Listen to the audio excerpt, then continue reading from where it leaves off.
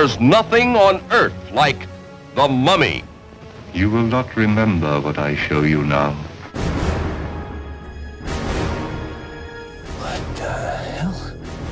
A versão de A Múmia viu a luz do sol em 1932, interpretado pelo lendário Boris Karloff, que já havia feito o Monstro de Frankenstein um ano antes, no filme dirigido por James Whale. Em 2017, com a chegada de mais uma versão do monstro pelo Tom Cruise, vale a pena rever a evolução sobre os filmes de Múmia. Neste programa, vamos apresentar as 4 principais versões. A versão pioneira de Boris Karloff, que deu início em 1932. A versão com o sempre aterrorizante Christopher Lee, de 1959. A versão inovadora recheada de efeitos especiais com Brendan Fraser, que se tornou uma franquia de 1999. E a última lançada até a presente data, a versão com Tom Cruise, que está sendo considerado um reboot da franquia de 1999. Mas na minha opinião, é uma versão isolada que poderá se tornar uma franquia. Bom, ao menos essa foi ou ainda é os planos da produtora Dark Universe. Esse monstro é originário da mitologia egípcia. Nos tempos dos antigos faraós, se acreditava que a alma precisava de um corpo para a vida após a morte. O processo de mumificação servia para preservar o corpo, já que os órgãos eram retirados, evitando que os líquidos internos acelerassem o processo de putrefação. Como os egípcios eram politeístas, acreditavam em vários deuses, e em outros tempos, sua crença era estendida como magia. Era questão de tempo até alguém utilizar a mitologia para criar um conto de terror, caso uma múmia voltasse à vida por conta de alguma maldição.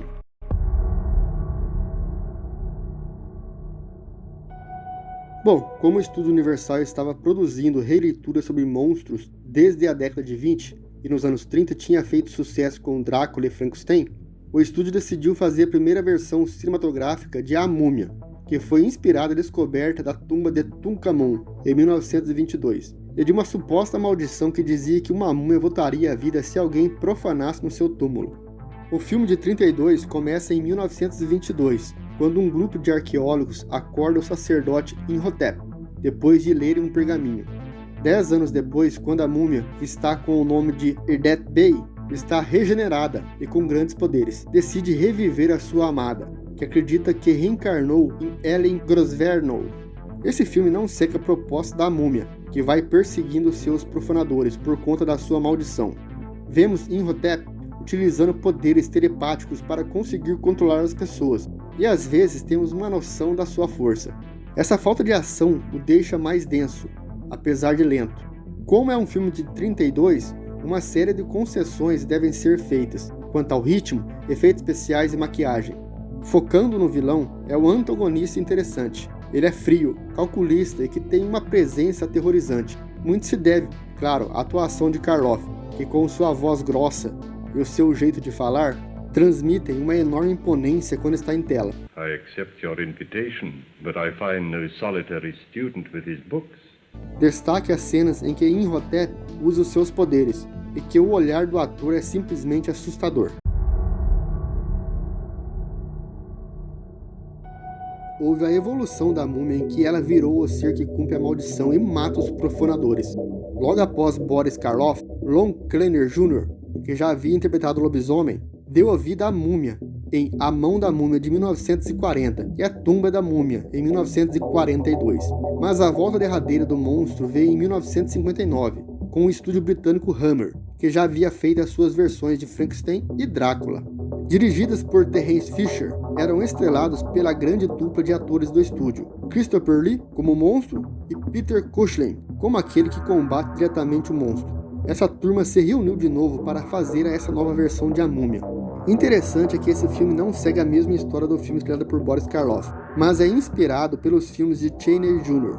A múmia vingativa é Clarice, o antigo sacerdote que tem como missão acabar com os profanadores da tumba da princesa Ananka.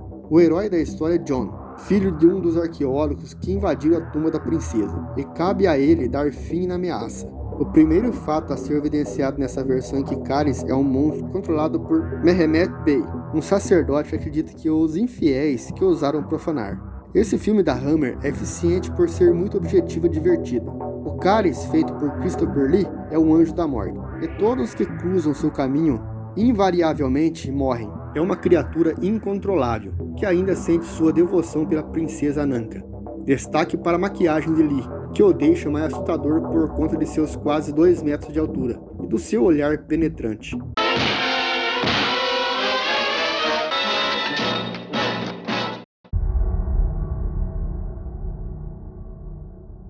Bom, após 67 anos desde a primeira aparição da múmia, o diretor e roteirista Stephen Sommers, que tentou dar a vida ao monstro da Universal com Van Helsing, decidiu fazer um remake. O plot de Imhotep é muito semelhante ao filme original, mas há sérias mudanças. É perceptível que esse filme pega mais elementos do que apenas o filme de Karloff. Há algumas referências ao filme da Hammer. A maldição em que se deve matar os arqueólogos que descobriram o túmulo, até um pouco do visual que lembra um pouco do Christopher Lee, que se dá um cuidado maior para os olhos. Outro ponto importante do filme de 99 é com o visual da múmia. É diferente do que tinha até o momento. Ao invés de ser um monstro enfaixado com uma movimentação estranha, é um ser que está em decomposição e que vai se regenerando aos poucos.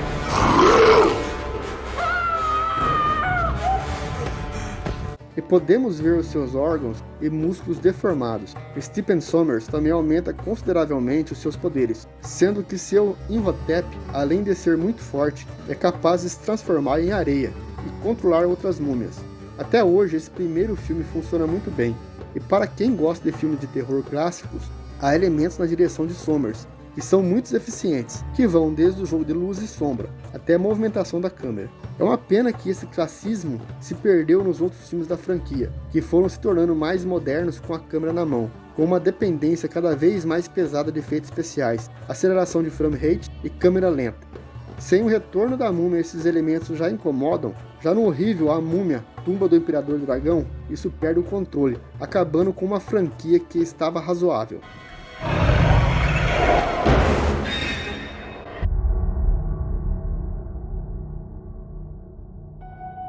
Nessa história inacreditável escrita por 6 pessoas, acompanhamos uma mistura de formatos para desenvolver a narrativa. Em grosso modo, acompanhamos as aventuras de Nick Norton, um soldado golpista que rouba artefatos arqueológicos para vender no mercado negro, que acaba libertando uma antiga maldição no deserto iraquiano, que pode ameaçar toda a vida no mundo.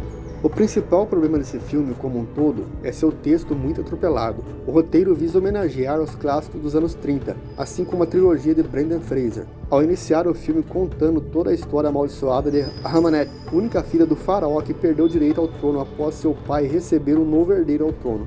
É a clássica história de maldição, mas com detalhes atualizados pelo fato dessa múmia, que dá o título do filme ser uma mulher.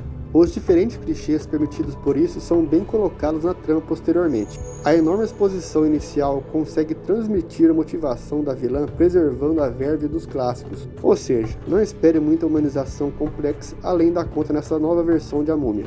É um filme que tem a simples função de entreter. Nick, interpretado com muito carisma por Tom Cruise em excelente time, é mais um anti-herói do que um mocinho clássico. Ele não é predestinado a nada, é apenas um homem comum, desonesto e egoísta que tem o azar de se deparar com uma maldição de 5.000 anos.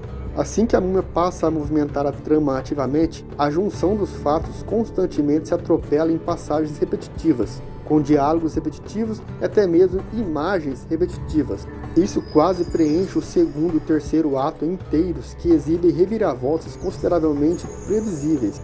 Pior ainda é notar como 6 roteiristas parecem não juntar onde o trabalho de um termina para o outro começar.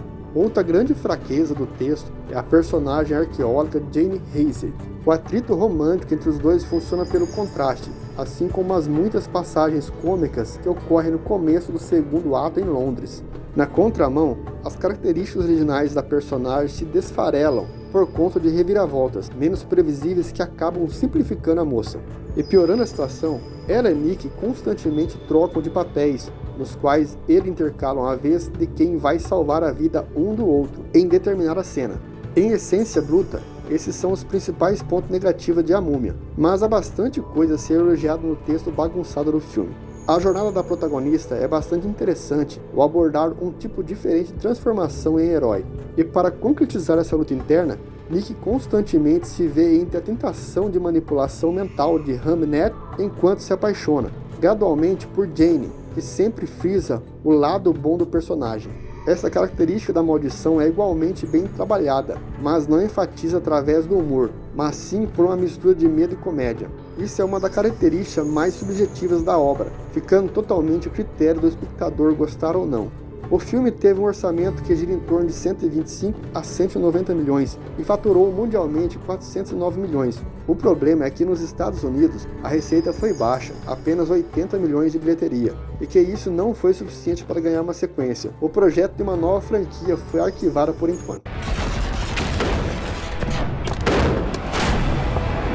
Espero que tenham gostado. Deixe um like para ajudar o canal e se inscreva para receber notificações de novos vídeos. Até a próxima!